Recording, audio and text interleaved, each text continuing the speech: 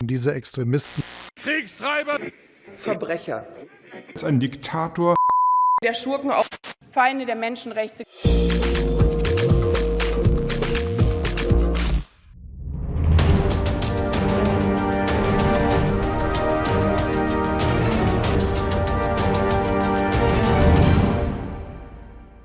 We meet at a very dangerous juncture in world history when very few people at European leadership level, either in member states or here in these European Union bodies, understand the scale of the repression which is undermined and ongoing at the moment, let alone are prepared to do anything about it. Because the real reason why the EU leadership stands so staunchly in defending free speech in Hungary is that it's speech that they agree with.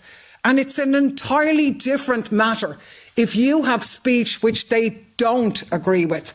And that is the context of the European Union's disinformation policy. It's the fundamental point that people have to understand. It has nothing to do with democracy. It's a tactic that they use for people they don't like.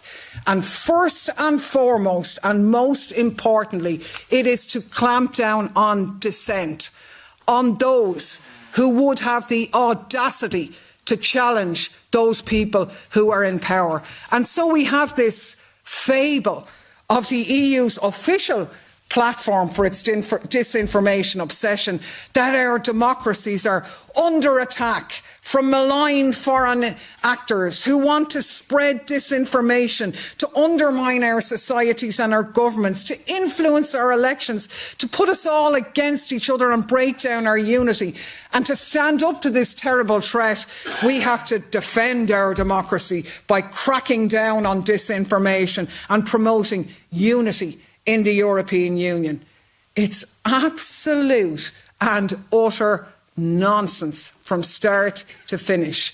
The problem wasn't propaganda that actually came from external sources or foreign governments. The problem was narratives domestically that they didn't agree with. And I suppose I have to be honest now and confess at this stage that I would say that, wouldn't I? Because I'm actually a Russian propagandist, believe it or not, according to a Ukrainian hit list or whatever. And the two reasons why I'm a Russian propagandist is I said two things. One, that the war in Ukraine was a NATO proxy war. And the second, that the people of Europe were suffering more than the Russian economy from the sanctions that Europe had imposed on Russia. Now, I happen to stand over both of those things still, but rather than engage with me on the content of those issues, on the fact that Stoltenberg came in here and told us that NATO provoked the war, on the pauperising reality for European citizens crushed under the cost of living issue, rather than discussing those issues with me and taking responsibility as the European leaders who brought them in, it's much easier to smear me as a Russian agent or a Russian propagandist. And that is what the European Union's disinformation policy is designed to do, to silence anyone who questions their narrative, the official narrative. And to do that, they even have a toolkit to whip us into line, to suppress certain kinds of speech and to manage the kinds of information that are allowed to circulate in our society. So if you question their COVID policy, you're an anti-vaxxer. If you criticise Israel's genocide, you're anti-Semitic. And if you argue for peace in the war in Ukraine, well, then you're a Kremlin stooge or something like that. That's basically what's going on here. And how the European Union is going to deal with that disinformation comes under the Defence of Democracy package. They used to call it when I was here. I mean, did you ever? It's just pathetic. It's even been rebranded worse now. It's the European Democracy Shield. I mean, where do these people get off? And the committee is even called the European Democracy Shield Committee. And you literally could not make this stuff up. And the whole basis of it is that ideas are now dangerous and they pose a fundamental threat to our democracy, allegedly. The public sphere, the media, social media, where our society learns about itself and public opinion is shaped. This is now a battleground. Words and ideas are weapons. And the European liberals are here to save us from that, to defend us from these outrageous attacks. And let's be honest about it, despite the fact that this has accelerated massively since Russia's invasion of Ukraine, there has always been a programme of repression by the European political establishment. We warned about this. They even toyed with the idea of making contradicting governments a crime. Did you ever? They had to back away from that one because that would be even a little bit too far to go, and you'd have to bring in legislation and a court case to deal with that. And this is where the European Union's 17th set of sanctions comes into play, because what you have here is sanctions targeting disinformation, hybrid sanctions they call them. The first package was in December. We've had 2 more since then. And our great High Representative lauded these sanctions under the guise when she said, and she sternly vowed, that those who enable Russia face severe consequences. So the EU foreign ministers brought in a list of sanctions on 21 individuals and 6 entities who were responsible for hybrid activity, including disinformation. Now, what was this disinformation and who were these people? Well, this is where it gets interesting, because this is Russian disinformation. Now, a few of them were actually Russians, but there was also a German blogger, an EU citizen who was sanctioned, and there was a Turkish citizen who was a valid EU resident who was also sanctioned. He lives in Germany. And let's look at this case for a minute. They said he created discord, and that he provided pro-Palestinian protesters, who are described as anti-Israel rioters, with an exclusive media platform. Now think about this. This sounds like the type of action that millions of European Union citizens agree with, trying to force their governments to end complicity with the genocide in Gaza. In fact, many people believe there should be a lot more discord created in Europe to deal with this. But even if you don't agree with that, you have to ask yourself the question, how in God's name is any of this linked with Russia? That's a tough one to sort of. Well, I'll tell you the answer to that one, because they have it. Seemingly, pro-Palestinian action undermines the stability and security of the European Union or one or more of its member states. And sure, that's what the Russians are all about. We all know that. So therefore, pro-Palestinian activity is supporting Russia, and you can be sanctioned. Now, I'm not being flippant about this. This is the actual reality of this. I don't know the facts of the case. Nobody does, because it hasn't been published. But what it looks like is a person who was involved, nothing to do with Russia, who was documenting German police crackdown on Palestinian protests, and in retaliation, the German authorities slapped them with an EU sanction. And if it can happen to them today, it can happen to you tomorrow. It is almost unbelievable, but you have to get on that page to realise the seriousness of what is at stake here. Now, in democracies, we're supposed to have a rule of law, don't we? God Almighty, you hear about it often enough. In this place, you think it was their bread and butter. But that means if you want to punish somebody, you have to charge them with a crime. That crime has to be defined in law.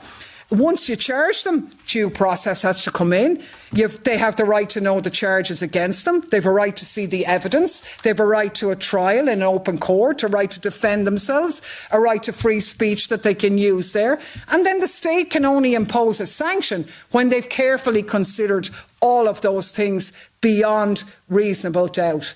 And not anymore. That's gone now. Depriving people of their rights based on rumours and innuendo is exactly what these hybrid sanction packages are about. It's as simple as that. There was even a woman who was sanctioned for performing a concert in Crimea. I kid you not. I mean, this wouldn't pass muster in a classroom, not to mind a courtroom, but this is what's being talked about as evidence in the European Union, evidence of Russian interference. No oversight. Civil servants draw up a list which is on the advice of the Commission and Member States, and then 27 EU foreign ministers go behind a closed door and vote to sanction you or not. And if you're targeted by an EU sanction, you don't hear the charges against you, you don't get a trial, you don't get a right to defence. You basically, the first thing you find out about this is a letter coming in your door telling you that your bank accounts have been frozen and that you're banned from entering or leaving the country.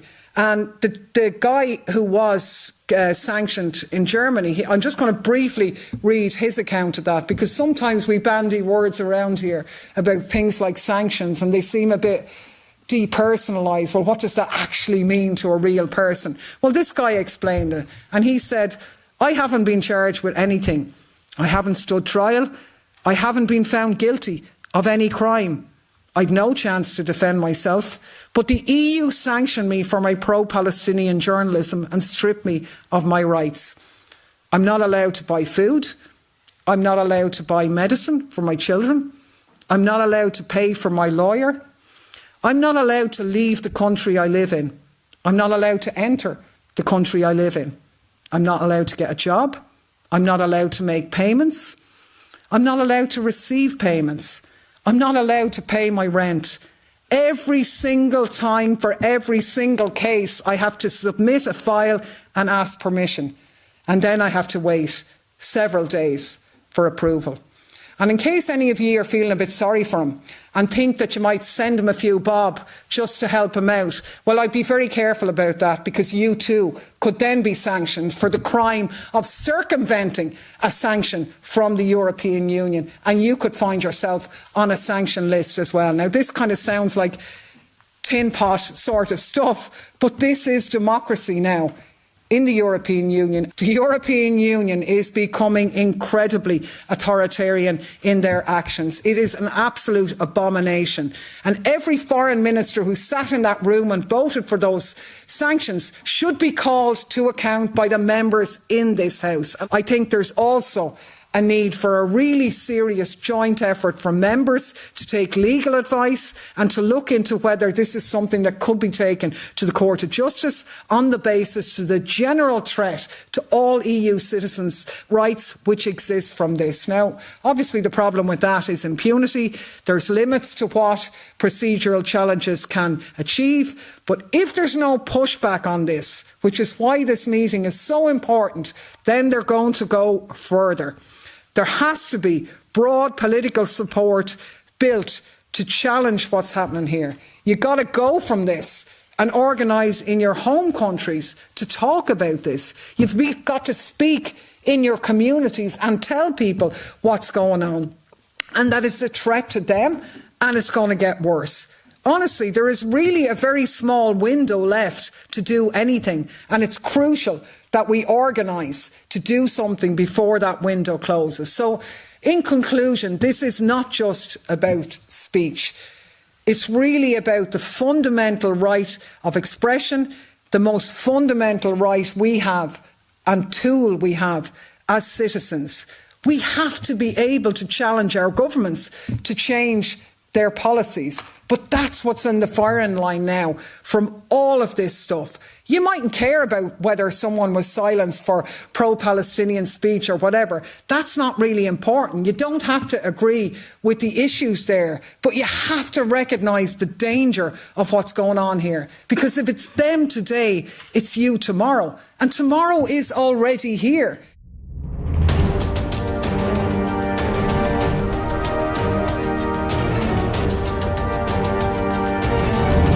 Liebe Zuschauer, wenn euch unsere Beiträge gefallen, teilt sie unbedingt in den sozialen Medien. Abonniert unseren Kanal und drückt auf die Glocke, damit ihr keine Veröffentlichung von Gegenpol verpasst. Diese Extremisten, Kriegstreiber, Verbrecher, als ein Diktator, der Schurken, auch Feinde der Menschenrechte.